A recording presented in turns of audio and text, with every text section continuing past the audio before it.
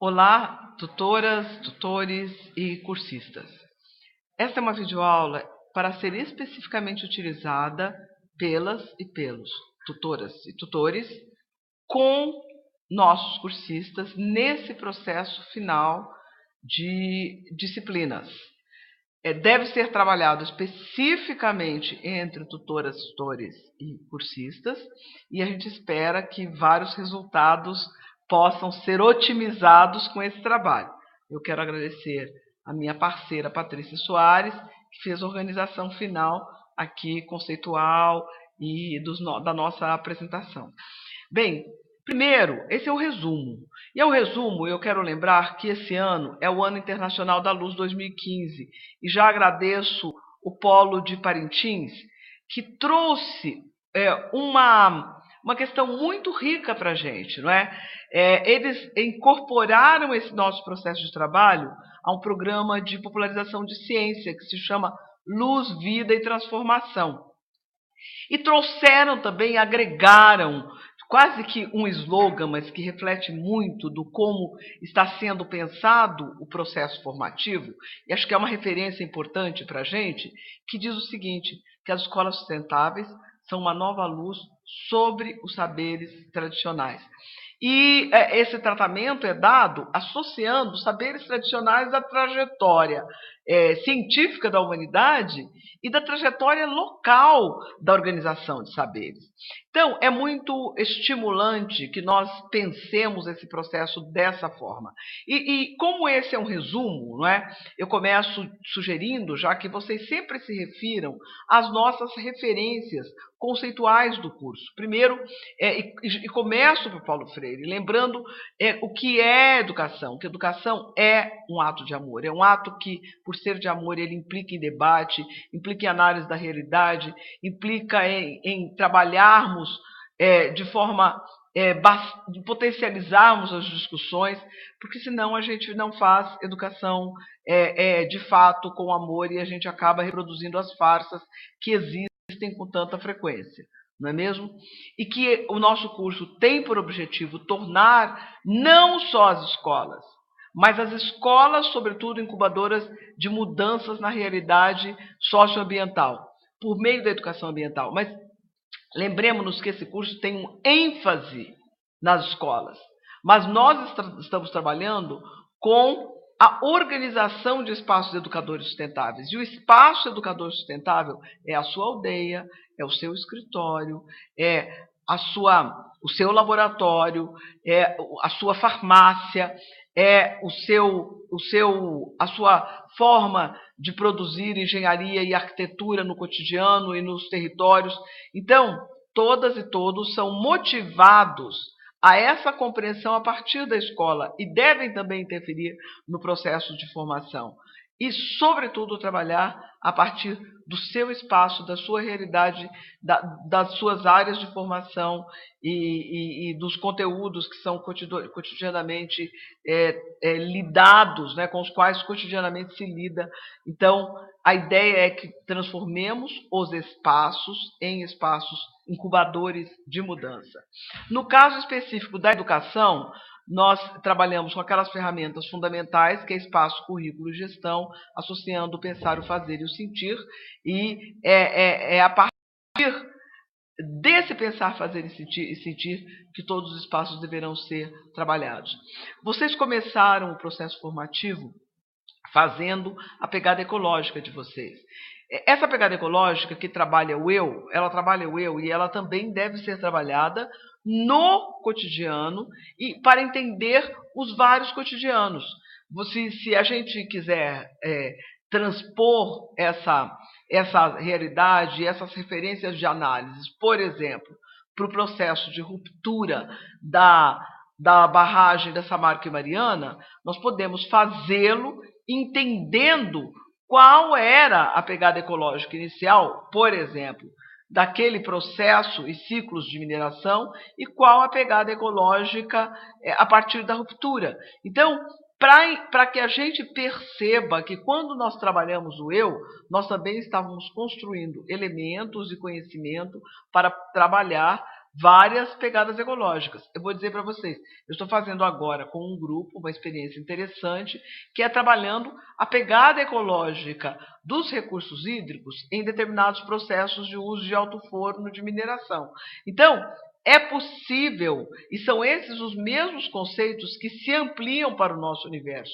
Qual é a nossa pegada ecológica na sala de aula? Qual é a pegada ecológica na farmácia? Qual é a pegada ecológica da farmácia? Qual é a pegada ecológica da fábrica? Com que conceitos vocês vão trabalhar isso no processo de estruturação desse trabalho final? Em seguida, trabalhamos o outro e a corresponsabilidade. É o momento de se trabalhar, inclusive, a alteridade. É uma das questões mais relevantes quando se trata de processos socioambientais. E esses processos socioambientais sempre, a gente não pode pensar em relações socioambientais sem pensar eu e o outro, a outra. Esse outro é um outro que pode ser um outro cultural, um outro dependendo da sua origem étnico-racial, outro em termos de gênero, outro em termos de atividade econômica, outro em termos de processo produtivo. Então, essa percepção da alteridade e principalmente do como é fundamental a corresponsabilidade nos processos de interferência e intervenção no ambiente e, sobretudo, quando se propõe a construir trajetórias por organização de bem viver, não é? De melhoria da qualidade de vida, é fundamental que se considere a alteridade, porque é a partir dessa percepção da autoridade que nós podemos definir as corresponsabilidades. Depois disso, nós trabalhamos o terceiro eixo, que é o como interferir com ecoeficiência, como reduzir o impacto, como, de forma pedagógica, incluir as ecotecnologias aplicadas no território a partir da história dos grupos humanos, a partir da história dos coletivos e dos indivíduos e da contribuição coletiva dos determinados grupos, dos determinados locais, não é? Com uma visão geossistêmica, com uma percepção do local no todo, no universal, como trabalhar essas tecnologias ambientais no território como referências de busca de sustentabilidade. Então, é dessa forma que o nosso processo de trabalho se estrutura e foi desenhado para que vocês consigam chegar a um processo final. E temos o estímulo à articulação do conjunto social, principalmente da comunidade educadora, para que se organize no processo de organização e de articulação da busca de sustentabilidade. Um dos meios importantes é a partir da articulação e da organização das comunidades por qualidade de vida na escola. Por quê? Porque é uma organização que mobiliza as intenções e mobiliza as energias da comunidade escolar para que as instituições de ensino se tornem, de fato, espaços de mudança no cotidiano. Nós sabemos que a realidade não é de total articulação dessas convidas. Então, a nossa proposta, neste momento, nós estamos trabalhando com uma produção teórica, não é? É criar referências para que essas convidas se organizem. E aí, como é que nós pensamos essa organização? Como é que nós podemos estimular práticas que levem à organização de convidas com responsabilidade, com inclusão dos coletivos e principalmente dialogando com as outras instâncias, principalmente da comunidade escolar. E aí eu queria chamar um pouco a atenção das pessoas que fazem o curso e que não são educadores do ponto de vista formal, que não estão na rede de ensino. Sempre que vocês puderem contribuir com essas convidas, será muito interessante. As pessoas que estão em outras áreas, sejam engenheiros, arquitetos, farmacêuticos, são as pessoas que mais estão frequentando o nosso curso, né? Eventualmente pessoas que trabalham na área da segurança do trabalho. Será muito interessante se vocês puderem também, nos seus grupos articulados para trabalhar o trabalho final, contribuir a partir da área de vocês, com a visão que vocês têm da escola, principalmente, na organização nesse momento teórica, mas é claro que daqui a pouco a gente vai ver que pela forma como vocês trabalharão, será também muito estimulante para a organização das convidas, o nosso próprio processo de trabalho a partir de agora, não é? Vocês será muito útil se contribuírem para essa articulação e organização. E para quem é educador e educador, lembrem-se, um dos maiores problemas que enfrentamos é a falta de articulação das convidas com as outras instâncias formais da educação. A convida não pode concorrer com o conselho escolar. A convida não pode concorrer com o conselho de alimentação. Mas precisa ser uma parceira, melhor ainda se for integrada aos conselhos, não é? Precisa ser uma parceira que consiga nos apoiar esses conselhos. Enfim, as convidas precisam realmente ser instâncias de articulação com os projetos, os processos e definitivamente os conselhos já articulados e já organizados nas escolas. Bem, e aí nós precisamos sempre lembrar que a gente trabalha com aquelas ferramentas que são o currículo.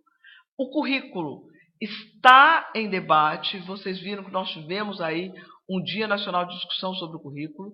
Nós postamos na plataforma referências para que vocês interfiram, por favor, na questão do currículo, principalmente na discussão sobre o currículo único, que está sendo colocado pelo próprio MEC. Os currículos precisam considerar os saberes e fazeres e que fomentem as culturas pró-sustentabilidade. Por isso, excluir dos currículos a educação ambiental, a gente sabe que é uma das formas de distanciar o coletivo escolar da realidade que acontece no território. Nós trabalhamos com esse conceito e essa visão do local, essa visão do desenvolvimento local, essa visão geossistêmica dos processos, não é? E é muito importante que a gente entenda que distanciar o currículo da localidade significa expor mais ainda os territórios. E nós trabalhamos com esse conceito que todos os territórios estão em disputa. E nós estamos disputando no território os processos de sustentabilidade. A gestão é estratégica, a gestão trata, além dos processos estruturadores, estruturantes e burocráticos da escola, que são fundamentais. Esses processos têm a ver, sobretudo, com a utilização de energia, de água, dos resíduos sólidos, da justiça ambiental, com a possibilidade de organização e articulação dos processos de sustentabilidade das convidas. Nós encontramos no nosso cotidiano do território escolar muita resistência de gestores, então é preciso formar gestores, sensibilizar gestores e propor para a gestão todos esses caminhos que estamos trabalhando no curso. Então, é relevante que esses trabalhos sejam considerados. O espaço onde o espaço educador, seja ele a escola, seja ele outro espaço, precisa refletir essa intenção, as intencionalidades de se trabalhar com as referências de sustentabilidade. É no espaço que as pessoas se locomovem. O espaço materializa a transparência, a ética, a presença cultural, a estética local, a trajetória científico-tecnológica da comunidade e o reconhecimento a esses fazeres e saberes. Então, o espaço físico, ao ser pensado, precisa considerar essas referências todas. Nós sabemos que estamos cumprindo metas que foram estabelecidas, sobretudo pelas grandes conferências realizadas no Brasil, não é? Então, tratar desse processo de escolas sustentáveis não é um processo isolado. Esse diálogo que nós fazemos mais e mais, e é importante que vocês considerem a relevância no trabalho de vocês de de exemplificarem, de retratarem a sua localidade, os processos de intervenção na localidade, porque estamos estabelecendo um diálogo que é um diálogo em um país que tem dimensões continentais. Nós estamos em várias áreas do país. Então, quando nós publicarmos esses trabalhos que vocês fizeram, vocês perceberão, e perceberão nas nossas próximas 2 webs, que é um diálogo nacional, o diálogo que nós estamos fazendo, de responsabilidade com os territórios, e que trabalha principalmente com a percepção e a compreensão, e principalmente a execução dos programas da política de educação do nosso país, do sistema de educação brasileiro.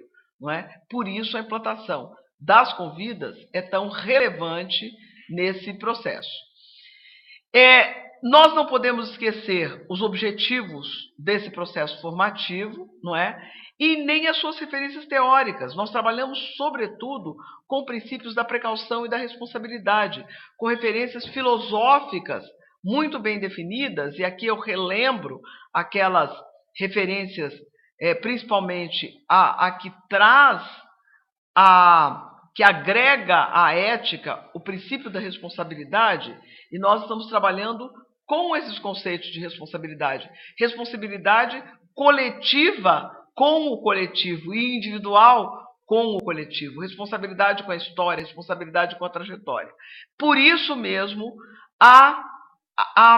assegurar as premissas da sustentabilidade que têm sido debatidas e que hoje são acatadas, não é, por vários coletivos que nós estabelecemos, é muito relevante. Lembrar que quando falamos de sustentabilidade, nós estamos considerando as várias dimensões: social, ambiental, econômica, cultural, ética, política, estética, de gênero, raça e etnia, todas as dimensões referentes à espiritualidade e principalmente à territorialidade, porque é no território que nós interferimos e é no território que se materializam as intenções ou a ausência de intenções, ou mesmo as intenções perversas em relação aos processos de sustentabilidade, não é? Então, a gente tem aqui toda uma definição, um resumo das definições teóricas do como atuar nos territórios de forma a aplicar essas referências, principalmente através das tecnologias ambientais, considerando as premissas da sustentabilidade. São as tecnologias ambientais mais viáveis, mais comuns. Nós estamos pesquisando várias outras áreas, não é? Seja através de pesquisas realizadas em outras partes do Brasil e por vários grupos, como também outros lugares do mundo que realizam processos que são processos muito interessantes e importantes. Agora, alguns conceitos são fundamentais. Não é? Nós estamos trabalhando com renaturalização das áreas, estamos trabalhando com as normas e leis que nós mesmas e nós mesmos ajudamos a construir em relação a assegurar a renaturalização, levar ao máximo as possibilidades de renaturalização. Isso implica em utilização, sobretudo, das espécies locais, nativas, eventualmente exóticas que estejam há muito tempo, que tenham plenamente se adaptado, mas em uma proporção muito menor, e vocês têm aí todas as normas, todas as referências para esse processo, para esses processos de renaturalização. Proteção de todos os recursos hídricos. Não é? Só lembrar, eu vou lembrar um pouquinho, e vocês vão trabalhar um pouco mais com a professora Fernanda daqui a pouco, que também apresenta para vocês uma videoaula específica, mas lembrar que não haverá uma segunda prova, mas haverá uma apresentação dos projetos, do pré-projeto do TCC. Essa será a nota da segunda avaliação, não é? Vocês têm todas as datas que estão disponíveis na plataforma e serão bem tratadas também pela professora Fernanda.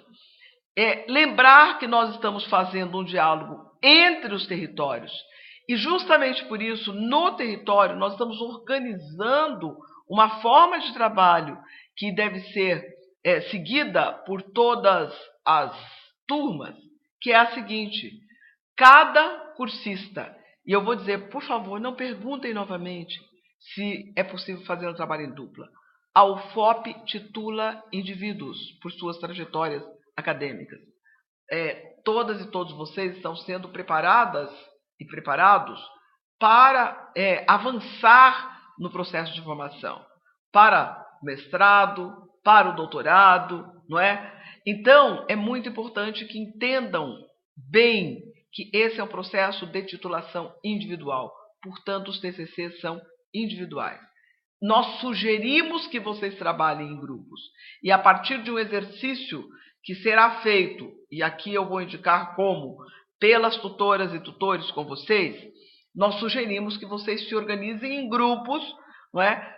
Pode ser trabalhando juntos as linhas de pesquisa escolhidas, pode ser, inclusive, trabalhando em grupo por afinidade, por localidade, porque vocês pensam que a troca poderia ser interessante.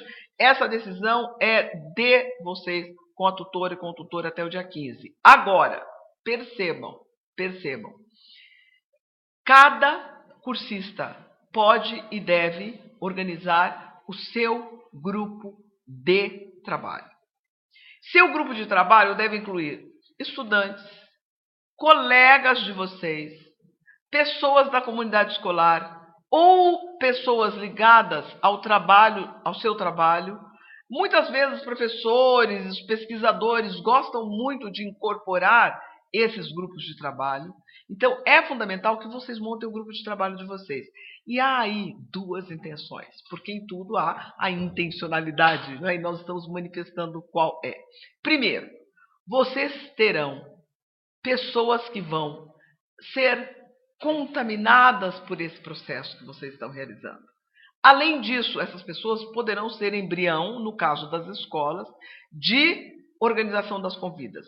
Não escolham pessoas que não tenham afinidade com a área, pessoas que já não estejam de alguma forma engajadas, mas vocês verificarão que nas escolas, que nos ambientes,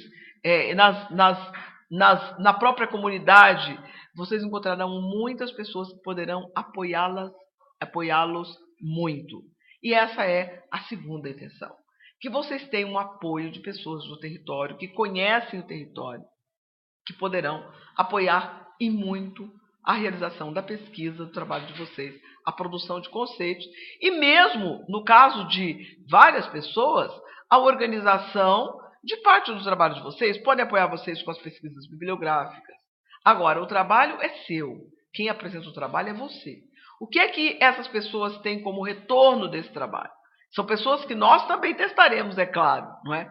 Essas pessoas terão como retorno um crédito de participação no curso de extensão. Então, por exemplo, eu sei que tem alguns cursistas nossos que têm filhos que acabam apoiando o trabalho. Essas pessoas também aprendem, porque acabam trabalhando com o conteúdo. E também vão se tornar multiplicadores desse processo de trabalho. Eles recebem, sim, um certificado pela participação.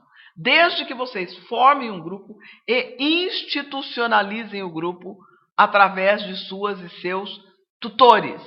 Esse trabalho deve ser apresentado, esse resultado deve ser apresentado imediatamente.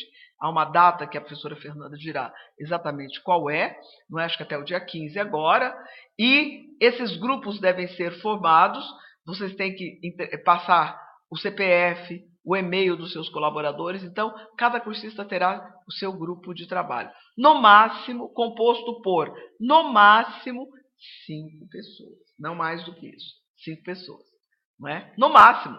Tem gente que vai preferir trabalhar com 1 ou 2 pessoas. E eu mostro aqui o resultado de um trabalho lindíssimo feito por uma equipe lá do Marabá, que produziu um livro extraordinário a partir de matemática, de etnomatemática, a partir do trabalho muito interessante realizado de forma coletiva, não é? Chamando suas parceiras e seus parceiros.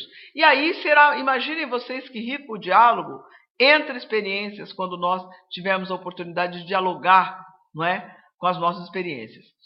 Nós temos as 6 linhas, os 6 eixos ou linhas de pesquisa, que são, primeiro, políticas públicas em educação ambiental e a escola sustentável e inovadora, educação ambiental e ecotecnologias. Há quem me peça para incluir, para trabalhar ali com tecnologias ambientais. Pode ser, não há conflito, não é? Nós quisemos marcar, porque tecnologias ambientais é um nome muito generalizado, e sobretudo nas engenharias muitas vezes são chamadas ambientais tecnologias que não são tecnologias de baixo impacto, ou para redução de uso dos recursos naturais, ou preservação do ambiente. Então, a gente traz aí essa marca da ecotecnologia, incorpora essa marca da ecotecnologia como uma definição teórica mesmo, um marco, não é? O outro eixo é territórios, saberes e educação ambiental, justiça ambiental, ética e educação ambiental, e uma proposta correlata específica da área de atuação. Todas as pessoas que disporem de outras áreas podem fazer uma composição desses eixos de forma a definir qual vai ser o tema do seu trabalho. E vocês precisam entregar para a gente, tem um prazo também, o mais rapidamente possível, não é? Essa planilha. Esse é um exercício para ser feito com tutoras e tutores, que define o nome do cursista, a cidade, a linha de pesquisa, o tema e o e-mail de vocês. Por que a cidade? Porque interessa, mesmo se você morar em uma cidade, tiver uma cidade de origem, mas é importante que cada cursista defina a cidade onde vai trabalhar, porque nós vamos georreferenciar todos esses trabalhos. Então, nós teremos a indicação precisa de quais são os locais onde está sendo feito um estudo e um trabalho teórico com relação a esse processo. E aí, encerrando com aquela nossa velha e ao mesmo tempo nova e necessária reflexão sobre o que nós estamos fazendo, não é? Nós estamos trabalhando um processo formativo pela vida. Quando ele se refere à escola, ou quando ele se refere a qualquer espaço, é um espaço que realmente nos remeta a esse nosso compromisso com a vida, a dizer sim à vida. Principalmente neste momento da história em que tantos conflitos, não é? Em que as contradições e os interesses vêm à tona como nunca, aqueles de quem se interessa de fato por assegurar a preservação da vida, a continuidade da vida, pelo menos como a conhecemos, de forma responsável, não é muito mais responsável do que tem sido, e as pessoas que estão aí para simplesmente utilizar de forma capitalista, perversa, que desconsidera a outra, o outro, desconsidera o próprio território, os recursos, os corpos, não é? Uma vez que, como eu repito aqui, né, todos os territórios estão em disputa.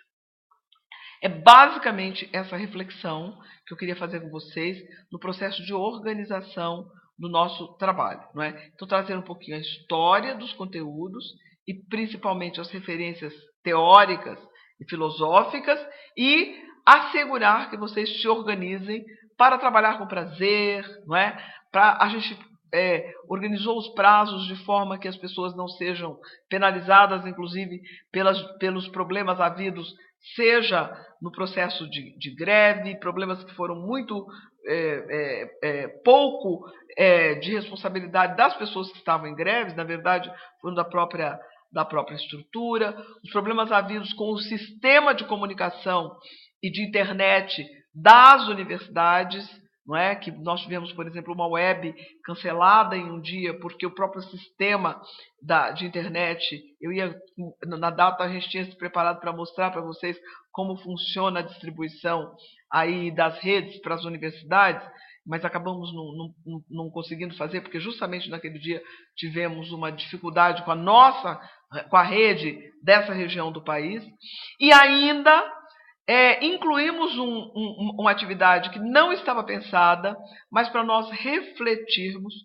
sobre os impactos dramáticos da ruptura das barragens da Samarco em Mariana para o nosso país, para os nossos povos, para os nossos rios e as comunidades, e sem dúvida alguma com impacto em todo o planeta. Então, essa é uma reflexão necessária. Não é impossível fazer um processo formativo como esse se não refletir sobre os processos que ocorrem nesse cotidiano. Eu preciso dizer para vocês que eu vou fazer uma pequena correção em alguns textos que estão no fórum. Pequeníssima correção, não modifica em nada os conteúdos, só uma correção de algumas terminologias algumas correções que são necessárias, adequando aí os nossos conceitos àquilo que foi publicado no fórum. Vocês nem vão sentir grande mudança. Algumas e alguns eu espero que percebam, mas são apenas mudanças de terminologia utilizada no processo do fórum. Então, fora isso, bom trabalho.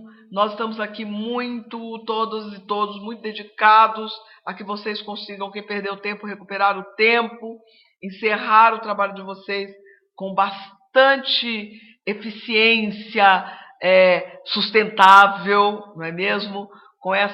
E sobretudo com muito empenho para que essa nossa jornada continue sendo uma jornada luminosa, que a gente consiga superar os eventuais obstáculos, não é?